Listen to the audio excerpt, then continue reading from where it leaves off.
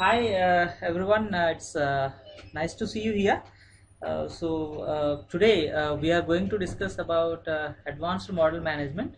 So prior to that, we will discuss about us, what we are, for 2 minutes, and then Mr. Manjunath, our application engineer, will continue the session for you. Let us start. About Trident Infosol. We are headquartered at Bangalore with employees of 210 plus people out of 60 plus engineers, and with a business of most of the sectors covering in the embedded domain.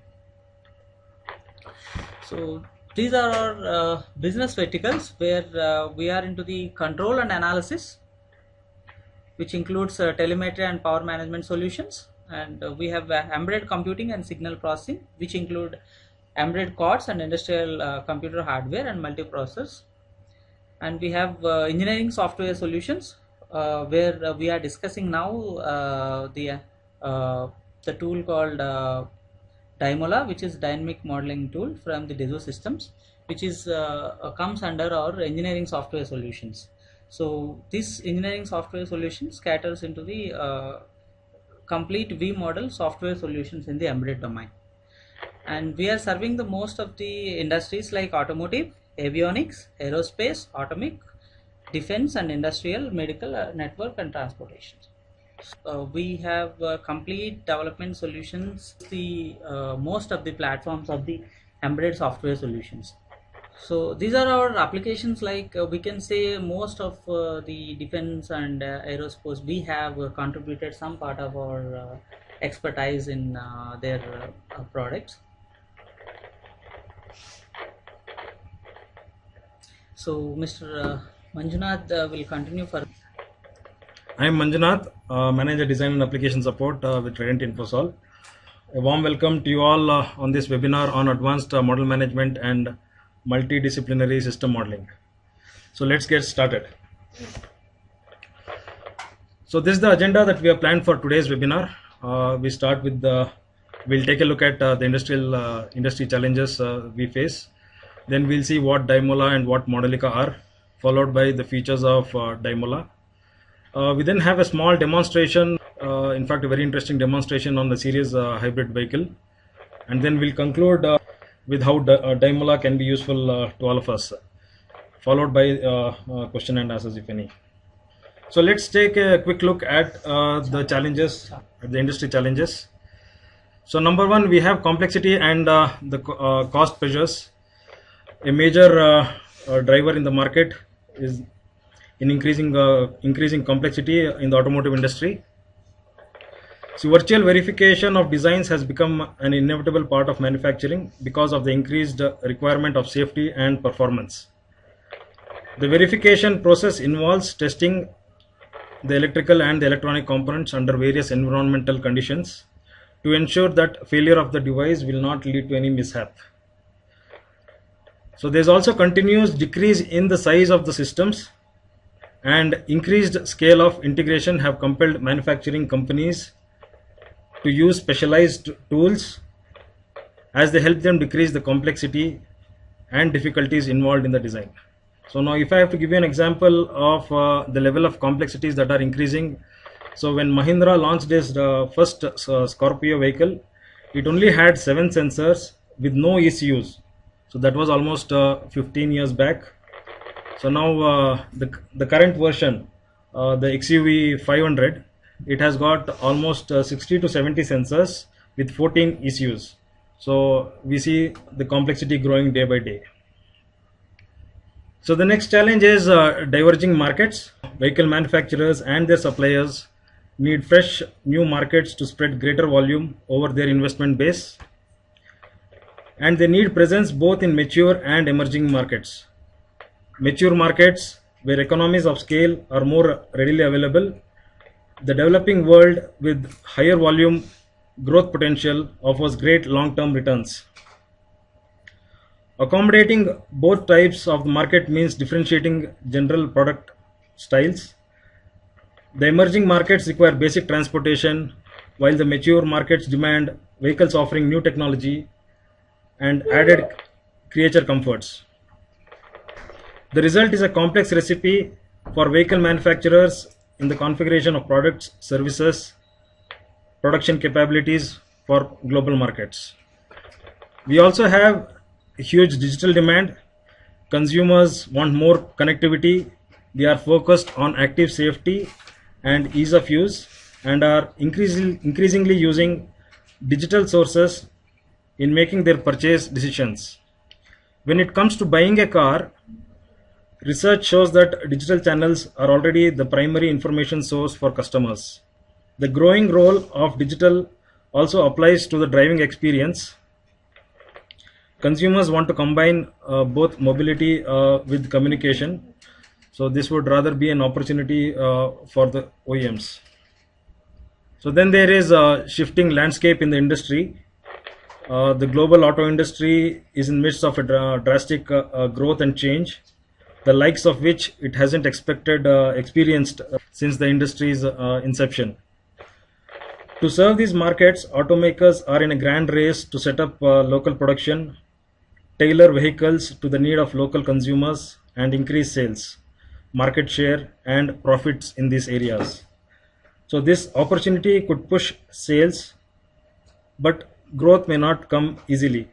It will involve significant capital investment and risk, growing environmental concerns, and fierce competition for human material and natural resources. So with all these challenges, to capture future growth and find profit in these challenges, and to mitigate the risks, OEMs cannot simply turn to the traditional toolboxes. They need to review and adjust their strategic priorities, deploy the appropriate investments and resources, and develop new skills to execute these strategic objectives.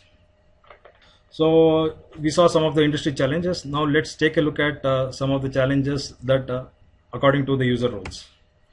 For a development engineer who wants an environment where he can focus specifically on system design and model behavior, and he needs to worry little less about the programming. So this is one of the major concerns for any development engineer. For the project manager, his main responsibility is to make developments by one engineer available to the entire group or other development groups that are responsible for system integration. Model integrity and sometimes hiding sensitive information is also essential for him. So when he wants to share his models with some vendors, he may be required to hide some sensitive information and protect his IP. For an HIL test engineer, his main responsibility is for testing the real hardware component on a virtual test environment. The goal for him is to test more prototypes and not the physical prototypes. So let's consider a scenario where we are developing an engine management system or an ECU, engine control unit. This is a familiar issue in the automotive domain. In the traditional approach, a system engineer working on the EMS needs a reference engine model. He needs to understand what are the inputs that are available to him and what will be the output of the engine. And then what was the reference model that was available to him? It was either in the form of historical data or the data captured from various sensors of the physical prototype. So these were the inputs that he had for creating the ECU. So what was missing? He didn't have access to a virtual engine model where he could test his EMS control logics. The model of ECU available to him would be more on assumption based. Testing could only happen after integration with the physical prototype of an engine, and during this stage, if a flaw is detected in the design, he would have to redo the entire process of designing the hardware and manufacturing it once again. So which is a costly affair and also time consuming. So keeping these challenges in mind, let's see how Dymola would be helpful to us. So if you have to take a look at what Dymola is a model development environment wherein the user is allowed to develop models of components or subsystems. He is also allowed to connect these components or subsystems to form a system and to predict the behavior of such systems. Dymola is also a simulation platform. So the models that you create using Dymola can also be simulated in the same platform. It also allows post-processing capabilities wherein you can plot, analyze, and animate your simulation results. So if I have to tell Dymola in a single sentence, Dymola is a software that allows you to explore the design and confirm that the design perform as expected without the need of any physical prototypes. So the whole aim of Dymola is to reduce the number of prototypes. So let's take a look at what Modelica is. I'm sure most of you would be aware of this. Modelica is a vendor-neutral modeling language which is used for describing the behavior of complex systems. So Modelica, Dymola uses this Modelica representation here. Now, some of the Modelica features are it's equation based, it is causal, and it declarative, object oriented, non-proprietary, and allows external interfacings. So we'll take a look at these features in the coming slides. So an important feature is Dymola supports multi-engineering. There are different libraries that are available which are catering to different various engineering domains. It comes along with a standard Modelica standard library, which forms the basic element library.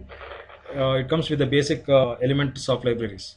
So then we have specialized libraries such as battery, brushless DC drives, cooling, electrified powertrain, flexible bodies, flight dynamics, fluid dynamics, human comfort, HVAC, thermal systems, wind power, and Visma engines, Visma powertrain, and Visma suspensions, to name a few.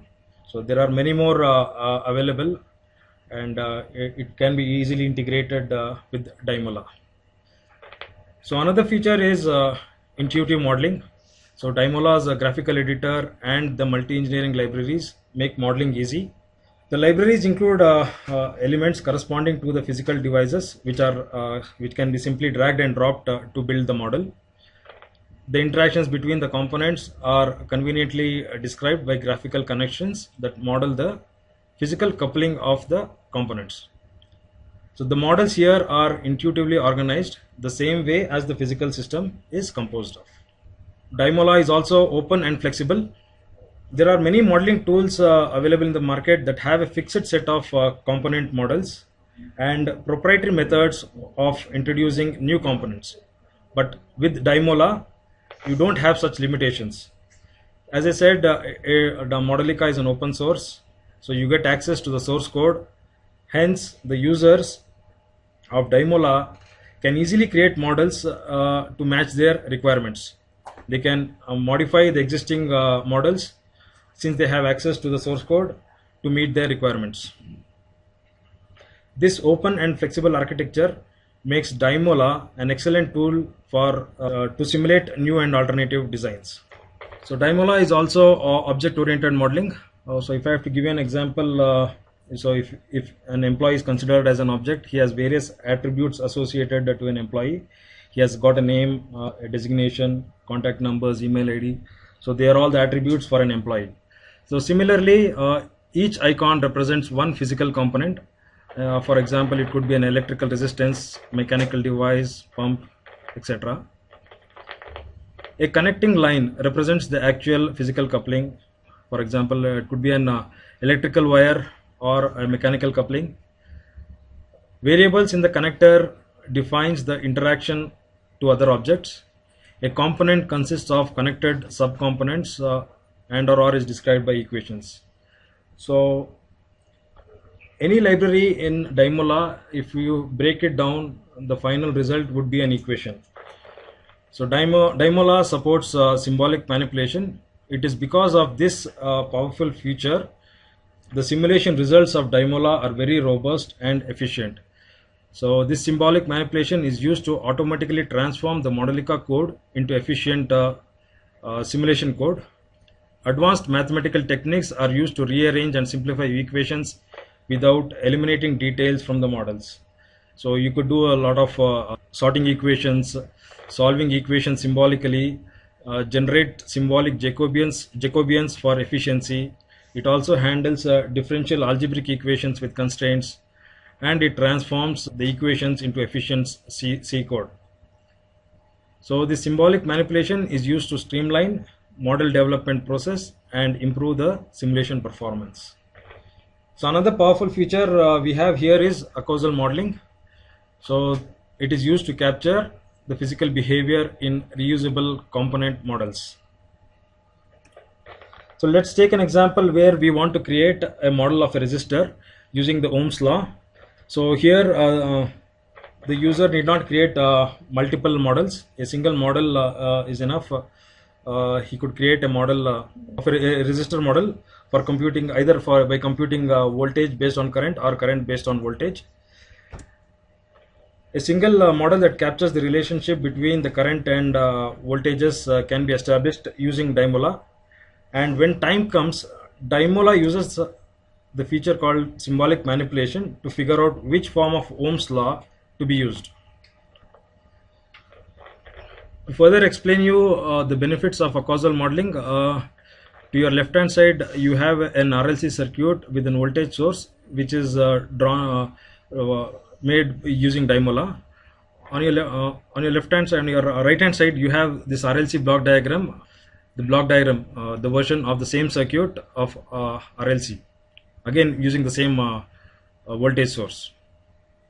See, for example, if you want to change the voltage source into a current source, so in Dymola it would be very easy. You just need to replace the voltage source with the current source. Whereas if you are following the block approach, you would have to redesign the entire circuit to cater this. So that's how easy it is by using Dymola. So we have other features as well. So we have the Simulink interface. Suppose you have a model developed using Dymola, and you wish to take this model into Simulink for further integration and testing. So it is this feature, the Simulink interface feature, that allows your models developed in Dymola to be used in MATLAB or Simulink. Then we have this source code generation option. As the name suggests, it converts a model developed in Dymola into a C source code. And this code can be used on any platform without the need of Dymola license on the target system. The code generated using this feature is readable and well documented, facilitating inspection, profiling, and debugging. It is most suitable for advanced model-based applications such as rapid prototyping. And then we have this model export option. The models developed in Dymola can be converted into an executable, so that can be executed on any other computer without the need of a Dymola license. It's just like in the form of an executable file. Dymola also supports real-time simulation. The real-time simulation option enables the model to be used in environments that are not supporting the Microsoft C compilers. This option is specifically designed for real-time platforms such as DSpace and XPC platforms. They are supported by Dymola for hardware-in-loop simulations. And then we also have this FMI import and export options. Why this FMI import and export options is there are multiple simulation tools that are available in the market. How do we use the model generated using one tool that is generated by using some tool, and how do we bring it into a different tool? So the answer is by using the FMI option. FMI is an industry standard for combining simulation code modules from multiple tools and vendors. It supports FMI supports two exchange formats. So number one, it is model exchange, FMI for model exchange, and the other is FMI for co-simulation. So then there are model design tools also available. For example, we have this model calibration, which is used to minimize the difference between the simulation results. So then we have this design optimization feature, which allows us to tune parameters of devices or its controllers to improve system dynamics for multiple cases and multiple criteria. And then we have this model management feature, which includes support for encryption of models. Version control from Dymola is also possible, And then we have utilities for checking, testing, and comparing the models. So this is the portfolio of Dymola. Standard Dymola comes with Dymola along with the standard Modelica standard library with model calibration, model management, and the real-time simulation. So all these there are part of the standard Dymola package. So apart from this, you have optional software components like Simulink interface, binary model export, and source code generation. So these are the add-on software options that you have. And apart from the basic library, you also have a host of specialized libraries. It's also visible on your screen, and I've also named them earlier in my slide. So this is the portfolio of Dymola. This is the list of Indian customers we have who are using Dymola. So we have Mercedes-Benz using Dymola for their engine, powertrain, and hydraulic system modeling. ABB has been using for optimizing of industrial process to minimize cost and environmental impact of a power plant during its operation. So GTRE has been using Dymola for design and development of fuel control systems for their gas turbine engines. And Goodrich has been using for hydraulic systems and control loop optimization. So there are we have some educational institutes such as IIT Delhi, IIT Guwahati, and the CEPT University. They have all been using Dymola and empowering their students to be industry ready. This is a partial list of the global Dymola customers we have. We have a small demonstration on the series hybrid vehicle. Our step-by-step example will be a series hybrid vehicle model built in Dymola. There are several different types of hybrid electric vehicles. The one we will be focusing on is called a series hybrid. A series hybrid has an internal combustion engine, but it is only used to generate electricity. This means there is no direct connection from the engine to the wheels. Instead, electric motors are used to provide torque to the wheels. For this example, we'll build out a simple model step by step. Once we've created this simple model of our system, we'll show how the model can be improved and refined. In doing so, we'll introduce some of the configuration management features in Modelica and show how these features are integrated into the Demola development environment. The series hybrid example not only demonstrates how components from different engineering domains, like internal combustion engines and electric motors, can be combined to build a complete multi-domain model of your physical system, it will also demonstrate how Modelica can be used to model the control systems as well. Let's get started building our series hybrid vehicle model. We'll start by adding the internal combustion engine model. Modelica models are typically created by dragging and dropping component models into a schematic diagram. There are a couple of different ways to locate models. In this case, we'll use the search dialog in Demola to search for the engine model. The search functionality in Demola lets us control what parts of the model are used to identify matches, and then shows us the icon and description of matching models. Once we find the model we are looking for, we just drag it down into our schematic. But one thing to notice about our engine model is that it has two inputs. The first input is used to specify the normalized throttle position for the engine, and the other, a Boolean signal, is used to specify whether fuel should be injected or not. We'll revisit the topic of how to control this engine later. For now, we'll send constant signals into the engine as a starting point, and switch to a closed-loop control strategy later. To finish building the engine portion of our model, let's add a rotational inertia to represent the crankshaft.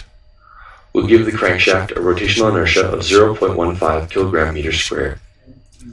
Note how Modelica allows us to seamlessly mix block diagrams used to model control functions with mechanical components.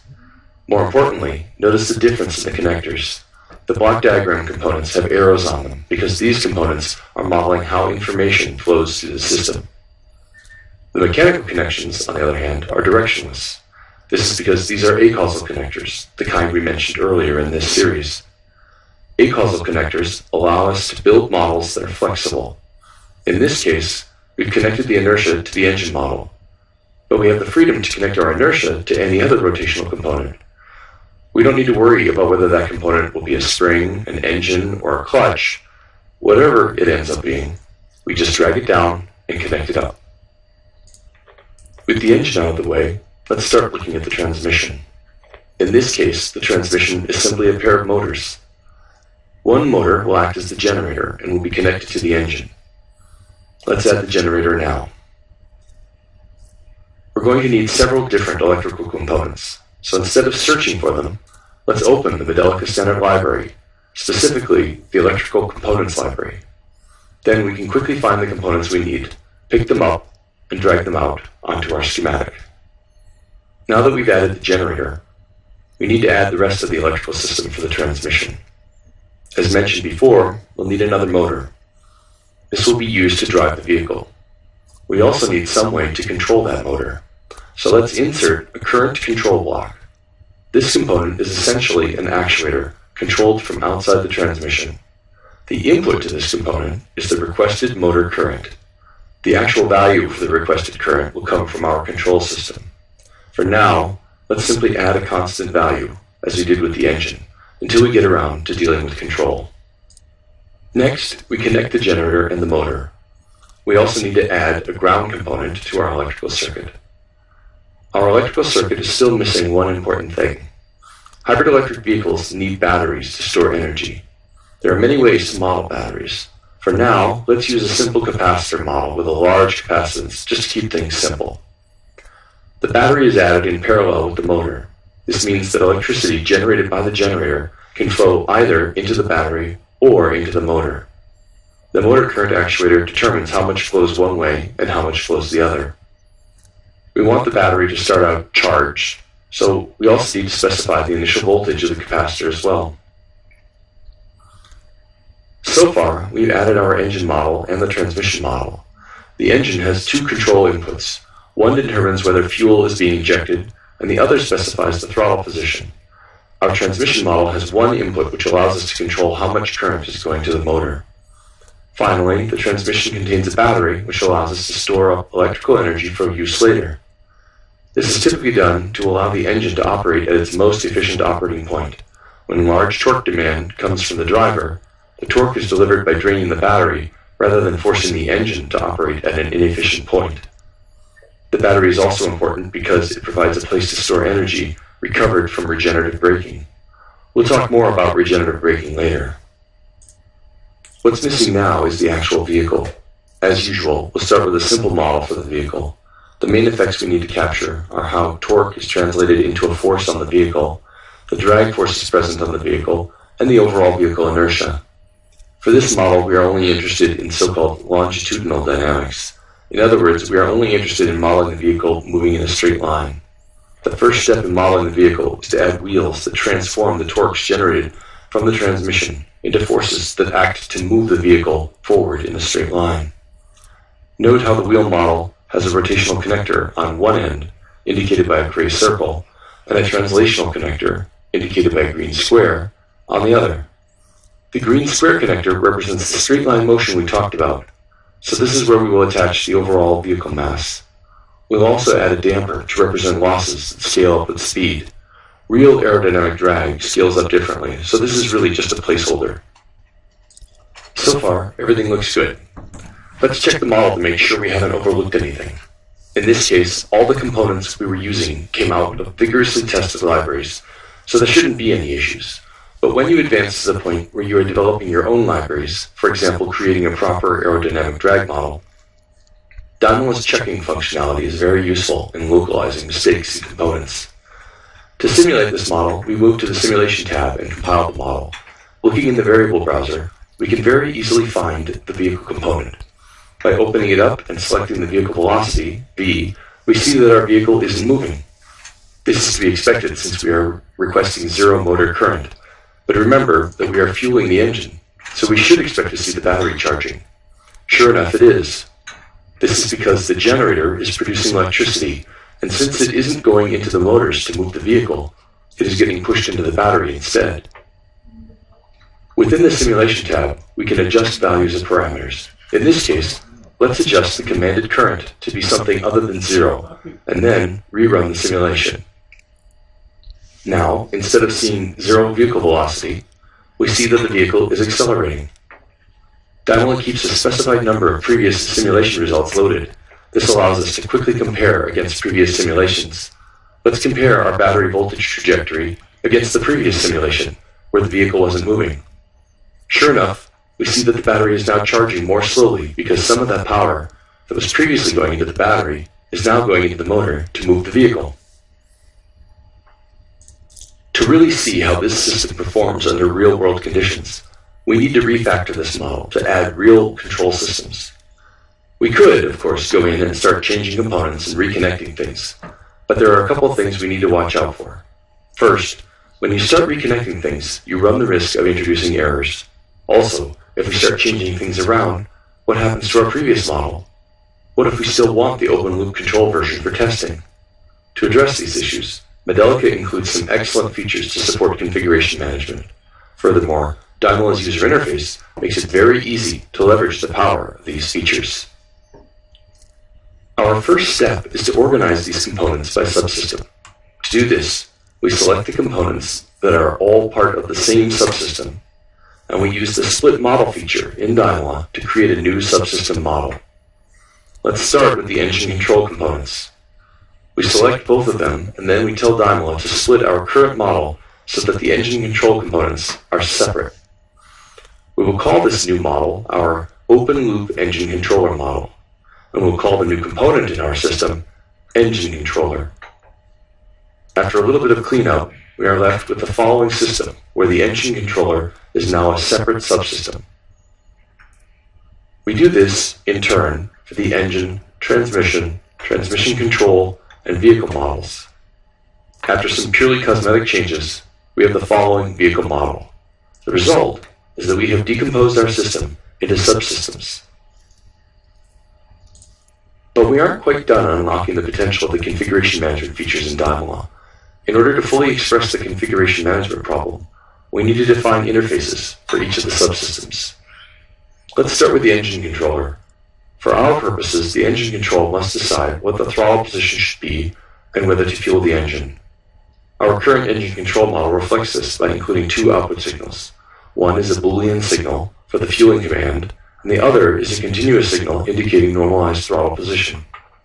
The problem is that our current engine control model defines both the interface, which defines the signals that it needs to work with, as well as the implementation, that it uses open-loop commands. We'll use Dymola's split model feature again to separate this model into both an implementation and an interface. For reasons that will become clear later, we'll also add one additional input signal to the new interface to supply the engine controller with information about the state of the battery voltage. The result is that we now have an interface which defines what is common among all potential engine control models, and a specific implementation that just uses open-loop commands. Now we will go through and follow this same procedure for each subsystem. So our engine model will now be split into an interface and a specific implementation. The interface includes inputs from the engine controller and an output shaft for connection to the transmission. The implementation includes the internal combustion engine model we saw before and a crankshaft. We'll follow this same procedure for the transmission controller, and the vehicle model, adding a few additional sensors along the way. Once we've done all that, let's build a new version of our system model. But this time, we will build the system model using only the interfaces that we have developed. Dragging down each interface and connecting them together, we end up with a model that looks very similar to what we had before, except this time, we haven't included any implementation details. This model contains only the interfaces. Note how the subsystems have a slightly different border around them. When the subsystem model appears recessed, that means the interface is defined, but no implementation has been specified. When the interface appears raised, as we will see shortly, that means that an implementation has been specified. What we have created here is an architecture. It captures the structure of our system, regardless of the specific implementations we choose to use. Once the architecture has been created, we won't need to drag, drop, and connect subsystem models anymore. All that work has been done once and for all. All we need to do is decide which implementations we are interested in. Let's recreate our original model with open-loop control. To do this, we need to specify the implementations for each of the subsystems.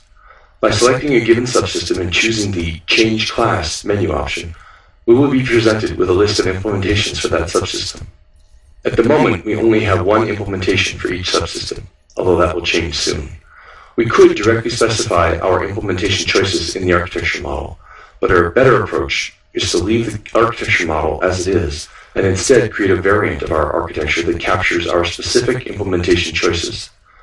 To do this, we simply select the architecture model and extend from the architecture. Doing so creates a new model that extends from the architecture. When we say extends from, what we really mean is that our new model starts where the old model left off. From there, we can make further changes, like specifying the implementation details for the different subsystems. This allows us to easily create many different variants of the same fundamental architecture. All these models can exist at the same time, instead of constantly switching one model back and forth between different configurations. It is worth pointing out that there is no limit to how many times we can extend from a model. For example, we might extend from our architecture to create a baseline configuration of our vehicle where all the implementations are filled in. From there, the engine designers might extend from the baseline model but insert a more detailed engine model while keeping the transmission and vehicle subsystem models the same. Similarly, the transmission designers might do the same with the transmission while leaving the engine and the vehicle alone. These kinds of configuration management features really help our models stay organized and at the same time support collaborative workflows. Once we've gone through and specified all of our initial implementations, we can again simulate the model. Of course, we'd still have the same uninteresting response because of the open loop elements. But now we're in a position to quickly do something about that. For example, let's create a transmission controller that directs our vehicle to follow a specified speed profile. To do this, we'll create a new transmission controller implementation by once again using the extends from feature. Remember that extends from just means that we use the other model as a starting point. Keep in mind that extends from is not the same as copy and paste. We are not copying the contents of the interface into our implementation. This is important because copying and pasting creates lots of redundant code. By extending, we avoid copying and pasting, which makes maintaining all these models easier. Once we create our new transmission controller model by extending from the appropriate interface, we just need to fill in the implementation details. We do this by dragging in and connecting any component models we need to implement our new controller. Once this is done, we can then return to our original vehicle model.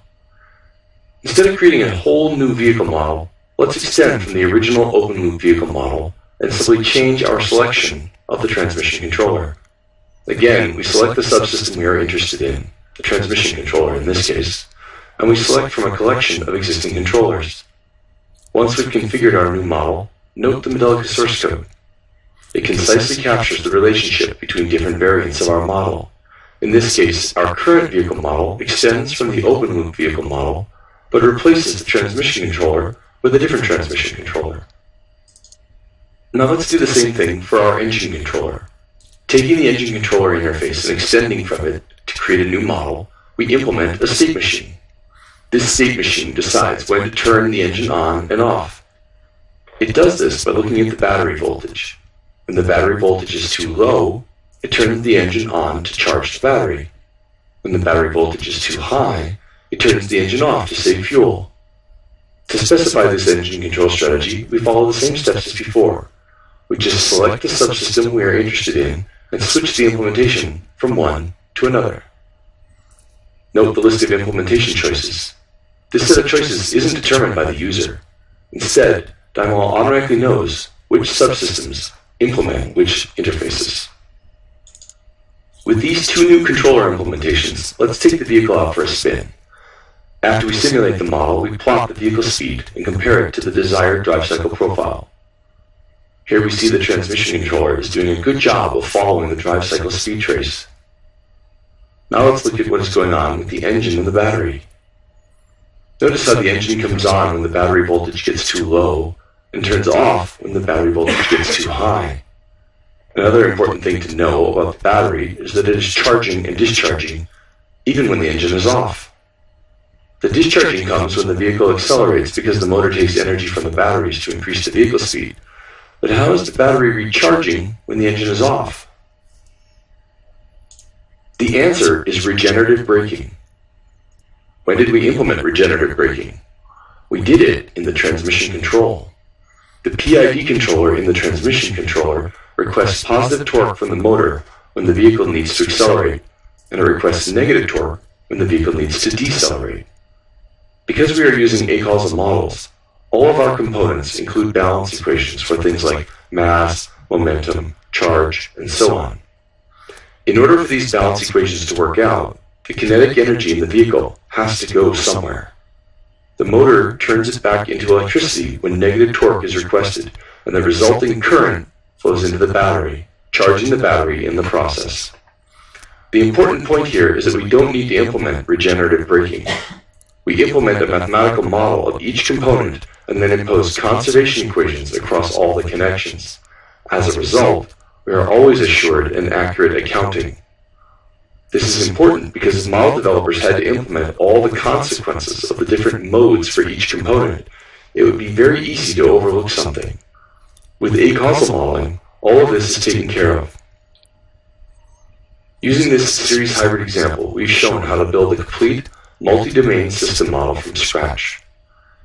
Then, we showed how to organize the model into subsystems and enable the configuration management features in Modelica that promote best practices for model development and collaboration. Finally, we implemented some additional controllers to demonstrate typical kinds of effects seen in a series hybrid. While it's good to note that all of this is possible with Dymola, it is also important to realize that you don't need to start from scratch. This architecture-based approach is very common, and many of the specialized libraries that come with Dymola include not only high-quality component and subsystem models, but also the interfaces and architectures that give you a head start in building models of your system. We hope you've enjoyed this demonstration of Dymola's configuration management features. These features result in greater developer productivity while, at the same time, providing a framework for managing the different model variations needed during the product development process. So until now, we have seen some of the industry challenges we have been facing. So then we have seen what Demola is and what Modelica is, and we have seen some features like symbolic manipulation, open and flexible of Demola, and then causal modeling, and then we have also seen options like Symlink interface, the real-time support, source code generation, and FMI import and export options. We have also had a short demonstration on the tool of a series hybrid vehicle. So now let's come to the conclusion, why Demola and how Demola can help us with our work. So coming back to this scenario on engine management systems, but this time in a model-based approach. So the system engineer has reference to the engine model even before he starts working on the EMS. So that becomes an advantage for him. So he'll be able to run the control logic against the engine model and test the robustness of his control logic. He can run the control logic against the engine model. You get to know what are the output of the engine, what the throttle dynamics are, what the fuel flow, how the fuel flow is, how much air intake it takes, and many more parameters can be analyzed dynamically. His control logic is ready even before the engine physical prototype is ready. He can also perform simulations like PIL, HIL to test his ECU logic. So these are some of the benefits that he derives by using the model-based approach. And for a development engineer, most of the models are readily available in the libraries. So he will not develop models, it is already available. And specialized models can be developed from scratch. So thanks to Open Modelica language. So since you have access to the source code, you can always modify the existing libraries to match your requirement. He does not have to manually transform models to simulation code. This is automatically handled by Demola. And as a result, your development becomes faster and robust. And he also gets enough time to explore alternatives. And for the project manager, now he's able to export prepackaged simulation code according to the functional mockup interface specifications, which protects the model integrity but makes integration with other simulation tools easy as well. He's also able to do model encryption that serves his purpose of hiding sensitive information. The HIL test engineer now to test certain hardware components together with the rest of the system emulated software code.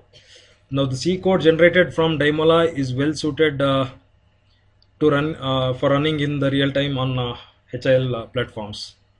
So this is how it benefits the HIL test engineer. Now let's take see some of the advantages of the model based approach. So it helps you in reducing the number of physical prototypes and it also catches flaws that are at early stages of your development process. You can also play with the design or the parameters since it's on a virtual platform. You can perform rigorous testing or what if analysis on the physical prototype for extreme scenarios, wherein if you have to do it on the normal on the physical prototype, it would have been a difficult exercise. Now the time to market is faster and it's cost effective as well, since you save a lot of development cycle, time is saved, and it gives endless opportunity for innovation. Some of the advantages of Dymola is that you have access to comprehensive multi-engineering libraries, superior and robust simulation results due to the use of symbolic manipulation. So this is one feature wherein this is the highlight. I can tell that this is the highlight of Dymola. The simulation results of this tool is very good compared to the other tools in the market. It supports Modelica language. With access to the source code, user is free to update or modify the models according to their requirement. Has extensive export and interchangeability options like Simulink interface, FMI, source code generation, binary model export. It supports real-time simulation on DSpace and XPC platforms. It's best in market for ease of use, error handling, and problem analysis. It supports model encryption and design optimization. So these are some of the advantages that you get by using Dymola. So let's take a quick look at some users benefited by using Dymola. So Ford has been using Dymola for modeling their vehicle fuel systems, and this is what they have to say. And BMW has been using for HIL simulation of hydraulics and mechanics of their automatic gearbox. Airbus has been using it for their landing gears. They have specialized their library on landing gears. And Tetra Pak they've been using for real-time simulations. So for more case studies, you can log into the website mentioned here. You get access to a number of other case studies as well.